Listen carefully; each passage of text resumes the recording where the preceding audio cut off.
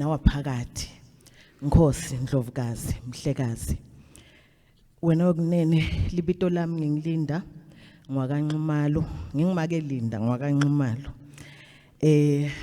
Ngiphasi kwa Chief Zwide ezikhotheni.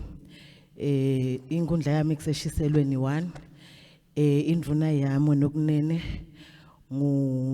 nguBaba Mduduzi Vilana. Wena okunene ngicela kutibongela litfuba lekukhuluma embi kwakho ngwenyama yemhlaba. Kulukhuni wena okunene lokubala ngiko ngihleti kanje ngoba nangiguqile mhlawumbe bengitakuwa silo sikhulu.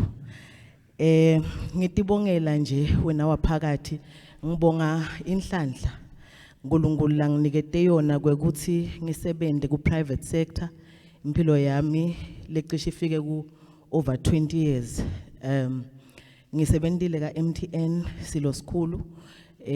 Ngibukete indzaba channel and distribution within the marketing department. Ngaphinze futhi ngasebenta eposini ndlaliselwa lapho khona bengibukete indzaba business intelligence ne international business. Ngaphinze ngaba nenhlanhla futhi silo sikhulu kwekuthi ngiye kusongqondvo Mswati lapho khona ngifike ngasebenta ngasethapha i-National Contact Center. Lengicela ukubonga kakhulu silo sikhulu buhlakani bakho.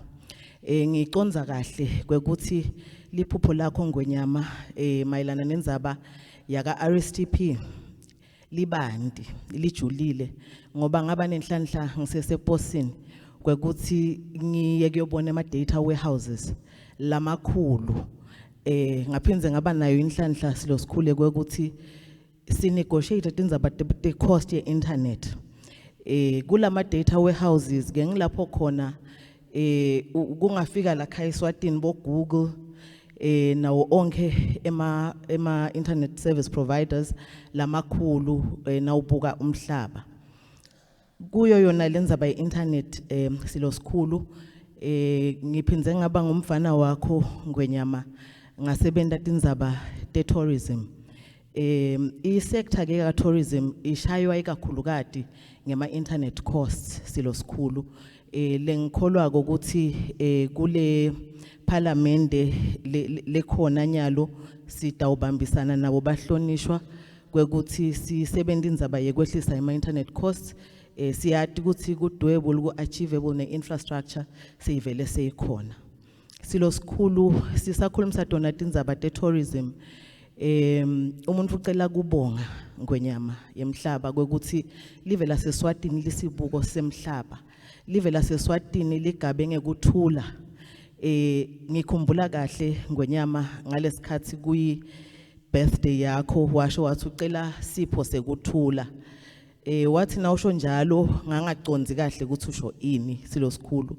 Kepha ke ama investors afuna i-certainty leletfa kuthula. Netivakashi tifuna ukuthi nativakasha event toshiya lawo madola tikwente loko endzaweni lene peace.